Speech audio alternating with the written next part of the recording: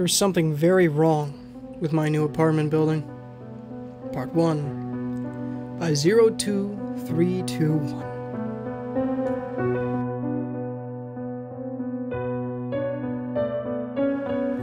I think a lot of people can relate to my situation. Rent is insane, and good-paying jobs are hard to find. I was just getting by when my landlord decided he wanted more money. It's not like I had the time or money to fight it. Instead, I started looking for a new place so I wouldn't be homeless by the end of the month. For 2 weeks, I desperately looked for anything within my price range. A few options came up, but fell through at the last minute. The one place I considered was a house with 4 other guys. They cleaned up when I arrived to view the room available for rent. Whatever efforts they made were in vain.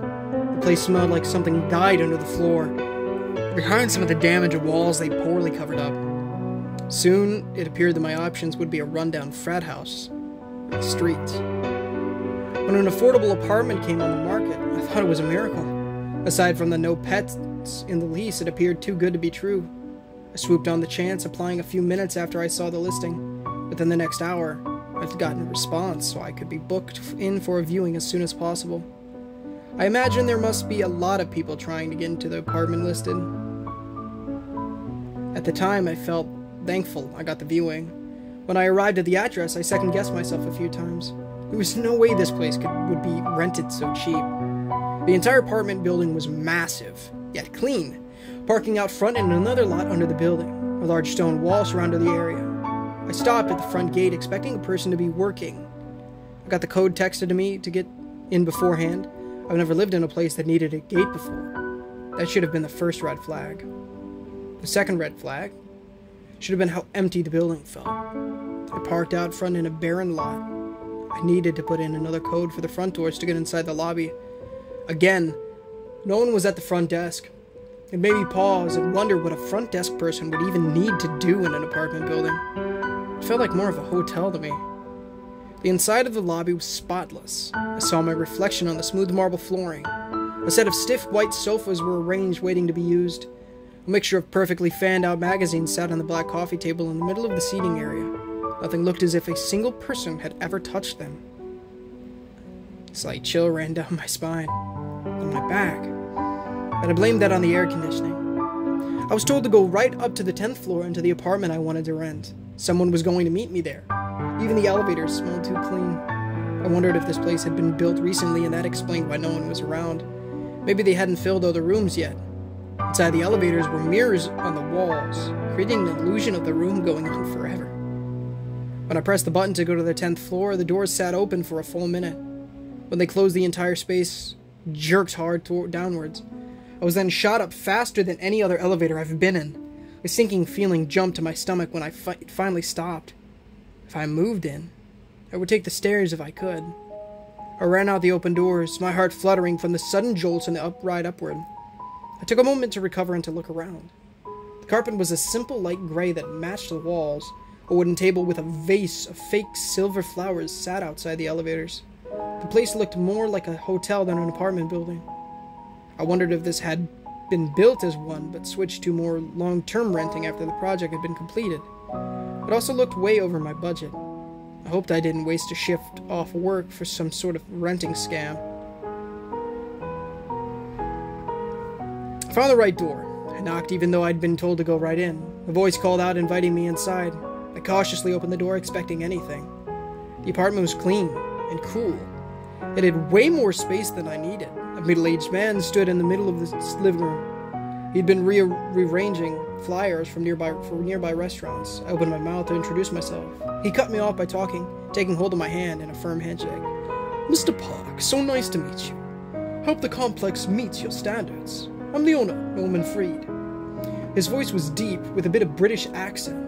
He practically sang my last name, putting my nerves on edge. The bright smiling voice could have won over anyone. And that's why it bothered me.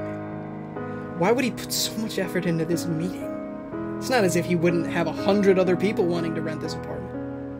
I started, unsure of what to say. Any questions I had disappeared, and I mentally cursed myself. "Let's give you a quick tour of the place. The furniture is included in the price if you're interested in it. I want to make the move-in process as easy as possible for my future tenants," he said as he guided us to the other rooms of the apartment. There were 2 bedrooms, one larger than the other, with a bathroom attached. It had been stocked with essentials, which also threw me off. I've seen most apartments come with a dishwasher and fridge, but never one with a bed, fresh towels, and a full living room set. I couldn't hold back my look of suspicion. "I know what you're thinking. This is far too good to be true, correct? I'll let you look over the lease for as long as you like. There are no hidden costs or fees, just this apartment, with everything at the price listed in the ad," Norman assured me. "How can you afford to rent apartments so cheap? I imagine you could get triple and still have a line of people," I said, unable to get past that point. A smile never left his face. He'd been expecting to explain himself. "I come from a rich family. My parents passed away, leaving me with an amount of money I could never spend in my lifetime, even if I tried. I could have anything I've ever wanted aside from one simple thing: a legacy. I made this building as a start towards that."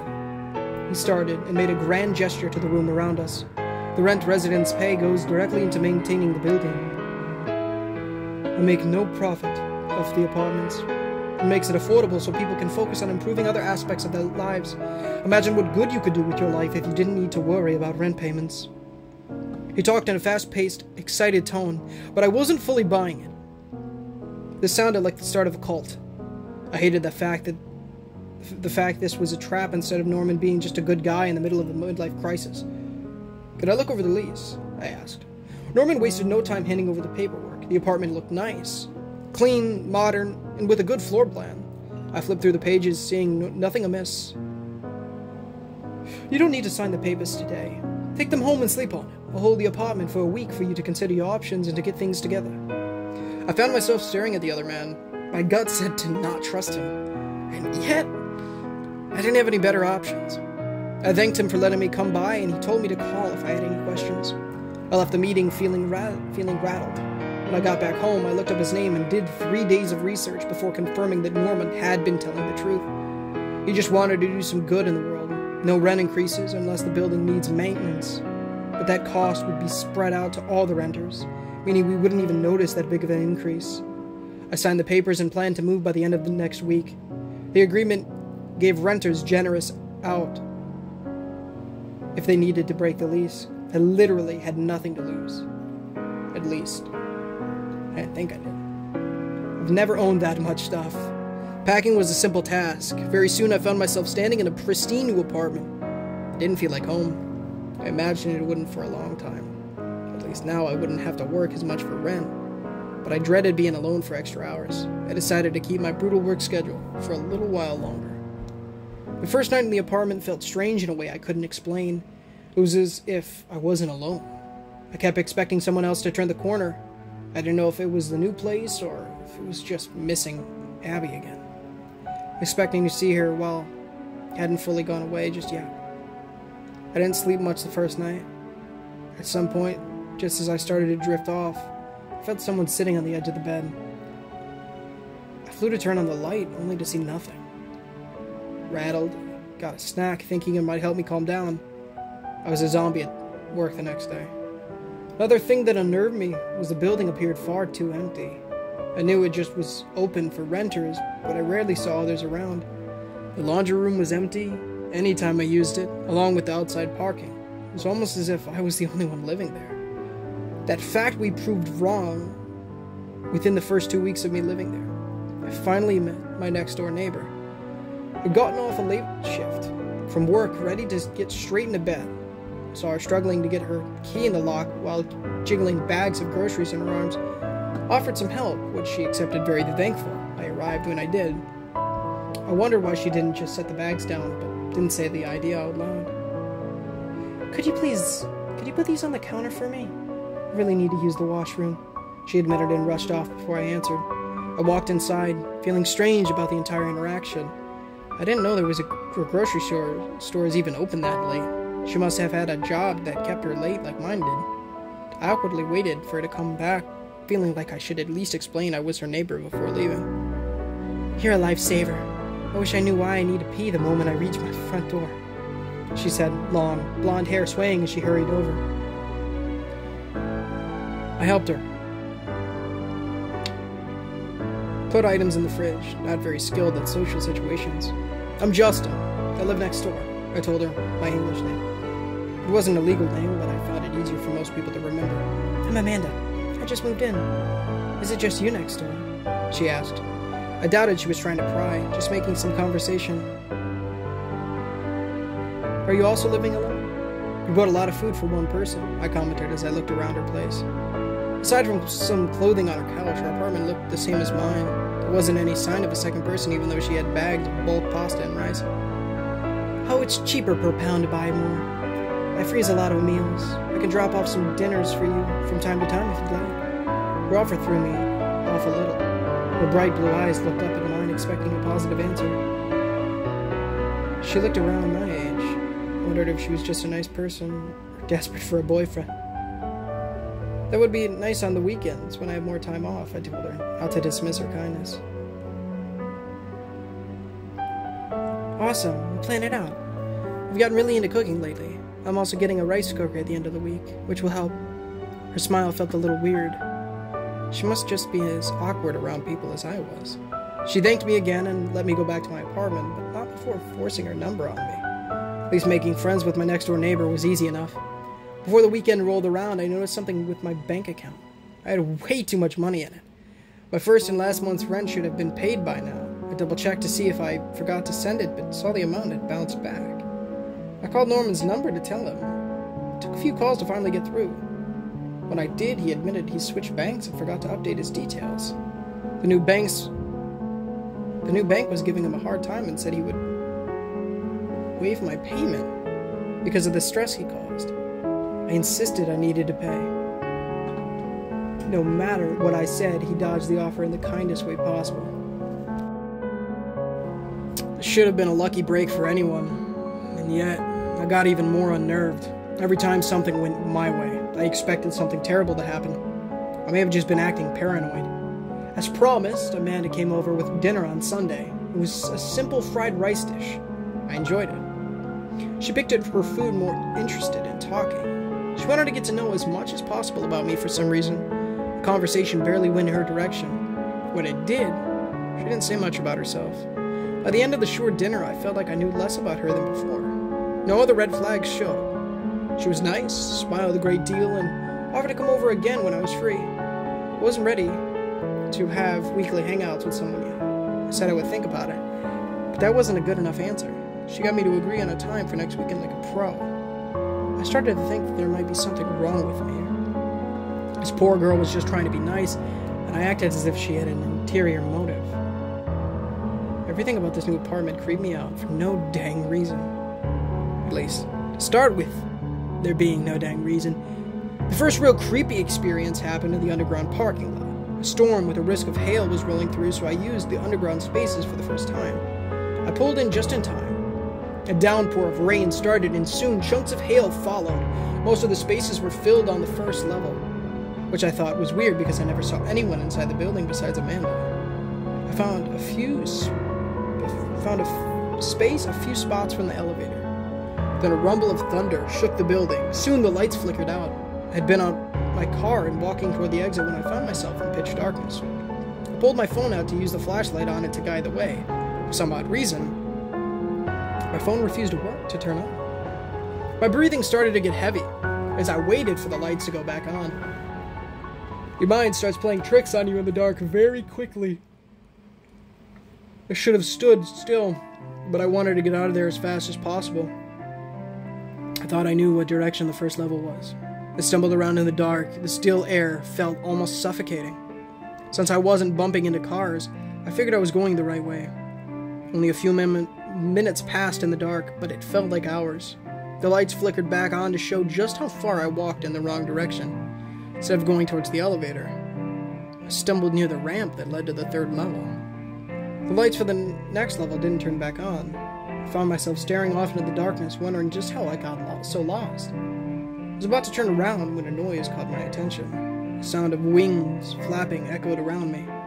Often some birds get trapped down here looking for a dry place to rest. My phone started to work again. I used it to try and see what kind of bird was there with me. I worried it might not get out, and I thought I should tell someone to come down to rescue it. My phone flashlight scanned the third level to see nothing moving in the darkness, but I did see a bunch of parked cars, each one of them gathering dust. Why would so many people park on the third level when the second one is empty? And why did these cars seem to have been left here for some time? Without thinking, I walked down the ramp to look more. Some were missing the license plates, and others had slightly deflated tires. I paused at one, with a thick layer of dust on the hood and a bunny plushie sitting forgotten on the dashboard. The bird that caught my attention landed at the top of the ramp. It stared me down, deep black eyes. Looks like some sort of crow, but far larger than anyone I've seen before. I suddenly wandered the heck out of there, flapped a pair of wings to take back off in the darkness. A chill started up my spine that followed me to the elevator.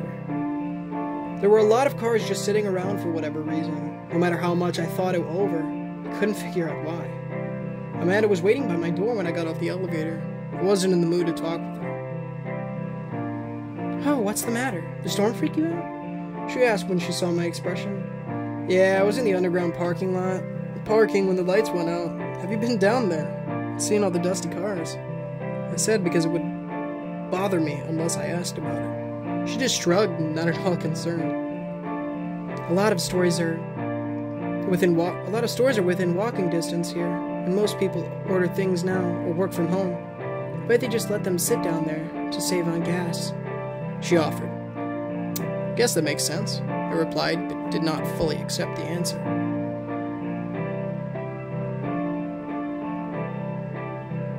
"It's kind of weird the power went out down there. I didn't see the lights flicker or anything. I was coming over to see if you wanted to have a scary movie night because of the storm. You know, Netflix and chill and all that." I nearly stumbled back at the last part. We barely knew each other, and she already was dropping that sort of suggestion. I've been out of the dating game for a few years, but were girls always that forward? "You know what Netflix and chills means, right?" A stammered, face flushed. "Well aware it can mean a certain thing if you wanted to. So, do you want to chill at my place for a little while?" Her voice dropped to a suggestive tone that made me take a step back. I just then noticed her gray sweatpants and baggy shirt hanging off one shoulder. She was cute. Way cute. But my stomach twisted over the thought of accepting her offer. It was just a very bad time for me. I turned my head, unsure of how to refuse. I need to be up early for work tomorrow," I said, and it made her laugh. "Bold of you to assume you would keep us up all night." Her response nearly made my heart stop from embarrassment. I stammered out nonsense as she waved away any excuses I might try to make. "It's fine, I just wanted to offer. Am I just not your type?" Something like that, I said, glad that she gave me a way out of this conversation. "Are we still good, though? As neighbors, I mean? I would need a few days to recover from this. We could still be friends. I bet a lot of people would be angry at me for turning down a girl as wily as her. I just couldn't go through dating someone right then. Thunder rumbled outside so loud it shook the building. Amanda wanted to watch some horror movies before the storm passed. She gave me a goodbye, and she gave me a goodbye and left back inside her apartment. Hope she never brought up this conversation again. Oddly enough, I slept better than I had with the storm going on outside. Filled my apartment with white noise. I never realized just how silent my bedroom was until I woke up the next morning. Lack of noise pressed down on me. I turned on the shower as I did my morning chores just to chase away that unnatural silence. Nearly a full month went by before something happened. I couldn't ignore it. I could have chalked everything to a new apartment jitters. It almost settled down and gotten into a routine. Then the package showed up at my door. We had mailboxes in the lobby. Maybe my neighbor got this in her mail by mistake and brought it up to me. I hadn't ordered anything, and yet the label had my name and address. I flipped it around without a clue what could be inside. I just got off work, so I changed into clean clothing before tearing open the mystery package. The 2 plastic items spilled onto the kitchen counter. The sight of them made my stomach drop to the floor. For half a second, I thought I might be sick. Then my blood started to boil. Someone had sent a pair of reflective clip-on bicycle lights. But who the heck would be so cruel? Abby's family didn't know my full address, even if they held some sort of unknown grudge, where the driver have somehow found my address and put it here. For what? Was this a threat? Or just because he liked causing pain for others? I tossed the clips and the wrapping that came inside the trash. I then stormed over to the elevator, carrying the tied-up bag to go downstairs to dispose of it. I couldn't stand having those clips in my apartment. My fingers slammed on the basement button. It had been a while since I felt that kind of rage bubble up. The elevator started to drop. I watched the lights of each floor pass when it hit the lobby. I got closer to the door, expecting it to open at the next stop. The elevator hit the basement. But to my confusion, it kept going. There wasn't anything below the basement. The underground parking may go deeper, but those elevators open to the lobby. Nothing showed on the panel as to what floor I was going to. It just kept going. Suddenly, it dropped so fast that my feet lifted off the ground. I collapsed, feeling as if I just kept falling for ages. Finally, the elevator hit a sudden stop. The doors set closed long enough to regain my balance. On shaky legs, I stood up wondering what the heck was going on, sick with fear. The doors started to open, and I pressed my back against the large mirror. Nothing but darkness was beyond the doors. My heart raced as I debated on going near the doors to try hit it. A button to go back upwards. Any thoughts disappeared from my mind when a hand reached out from the darkness into the light of the small space. Then another one. Each arm was impossibly long, and the skin dyed a deep, dark red. I pressed hard against the mirror, unable to go anywhere else. A scream died in my throat as the hand shot out to grab my wrist so hard I thought it snapped. My body was dragged into the darkness as if I weighed nothing. I saw nothing but heard screaming. It took me a long while to realize the voice I heard was my own. I found myself screaming on the cold lobby floor, a concerned face above my own. I half crawled away, still convinced I was wherever the elevator took me. Mr. Park, are you alright? Do you have any medical issues I should be aware of? The fear hadn't fully worn off when Norman spoke. My landlord appeared very worried for my well-being. It took me forever to collect myself. What? I croaked out, voice raw from screaming. I just walked in and saw you had collapsed here. I shook my head, still in shock. What happened couldn't have been a dream. Could it? I looked down at my wrist, seeing a bruise start to form. Might not have taken the elevator halfway to hell. But something happened. Maybe you're overworking yourself. You have been doing a lot of double shifts. Why don't I take you up to your apartment, so you can rest a while? My overly kind landlord offered. I was just about to refuse him when Amanda stepped off the elevator. She paused, seeing me on the ground. I asked her if she could get me back upstairs in case I collapsed again. She did so without question. Norman asked me to contact him if I ever needed anything. I agreed, just so he would let me leave. I didn't tell my neighbor what happened, just that I wasn't feeling very well. I couldn't shake the feeling of being watched. I barely heard what she said when I walked back inside my apartment. The feeling of having someone right behind me didn't go away. My hands started to shake, and whatever rational part of my brain that was left screamed at me to leave. I decided to listen to it. I started to pack an overnight bag to get away from this place. I also wanted to call my parents. I hadn't heard from them for nearly a year because we lived in different countries. I didn't know what time it was for them, but I didn't care. My finger hovered over the screen to call them. Suddenly, I felt a bile rise to my throat. I dropped my phone to double over. Black liquid came spilling out, leaving a burning, bitter taste behind. Tears came to my eyes, making it impossible to see until they cleared. I moved towards the door the moment I finished getting sick. My trembling hands landed on the handle, but my body didn't move. My arms refused to do what I told them to. I wanted nothing more than to leave, to get the heck out of that place. What was happening wasn't normal. And then my body didn't listen to me. I hope you stay here forever. I turned when I heard Amanda's voice to see my apartment empty. You'll never need to leave. Norman's voice came from the empty living room. I shook my head, feeling dizzy. When I closed my eyes to clear my thoughts, I opened them to find myself in bed. My ringtone went off, waking me up. I didn't remember going to bed last night.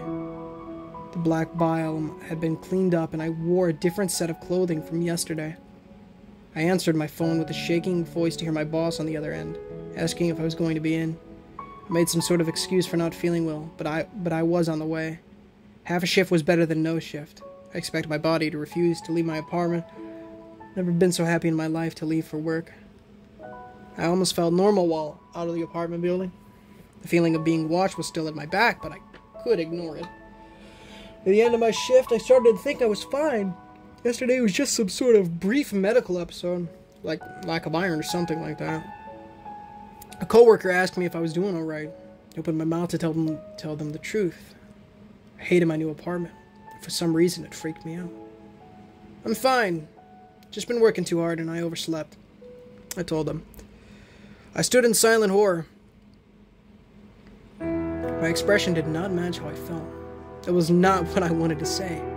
My words got twisted by the time they reached my mouth. I tried again to tell them how much I hated my new apartment. I ended up asking about how the morning went without me. This wasn't right.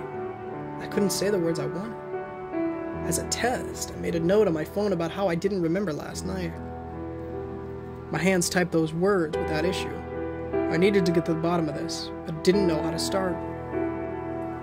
I dreaded going back home. Was that place really a home at this point?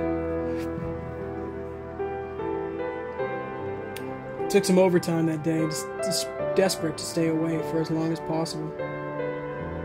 My body again acted on its own.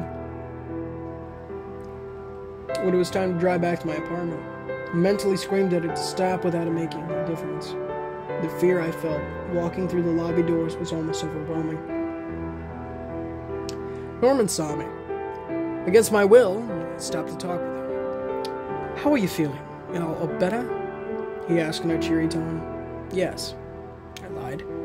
That's good, very good. Amanda has told me that you two are getting along. Not as well as we hoped. I've asked her to introduce you to her friend who just moved in. She may be more to your liking.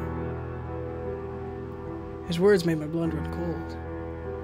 I wanted to get sick again. I knew something was wrong with this place.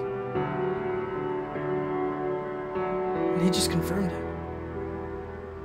Why? I forced the word out.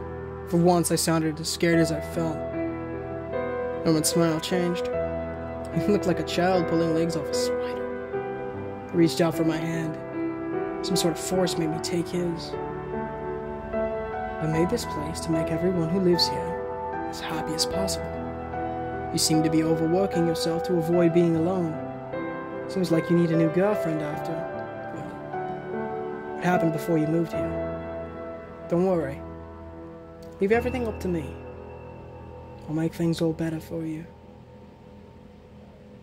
He got in close, his deep voice rumbling the last words. I wanted to run and scream. I needed to call someone for help or do anything aside from what I did at that moment. Thank you. I appreciate you taking me in. I'll do whatever I can for you in return. I spoke in a monotone voice that wasn't like my own. No matter how much I struggled, my hand stayed holding his. With another horrible wide grin, Norman finally let go. I broke free to run back out the lobby doors. Instead, I half jogged to the elevator. No matter how much I wanted to leave, I wasn't in control. I thought about what to do. I hadn't been able to contact anyone to tell them what's going on. Being able to write all this down has been a miracle.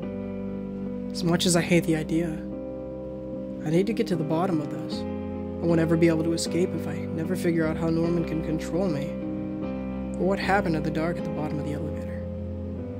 I need answers, even if they'll kill me.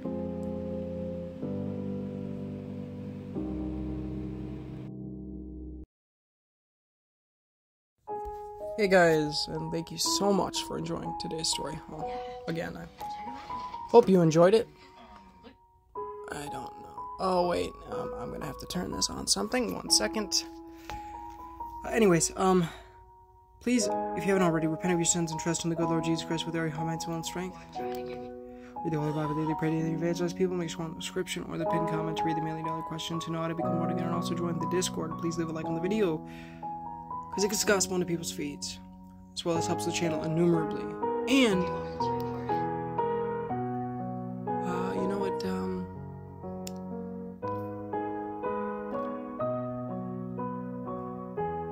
We're trying to hit 1,000 subs by the end of the year, so it'd be a big blessing for the Lord if you guys did so.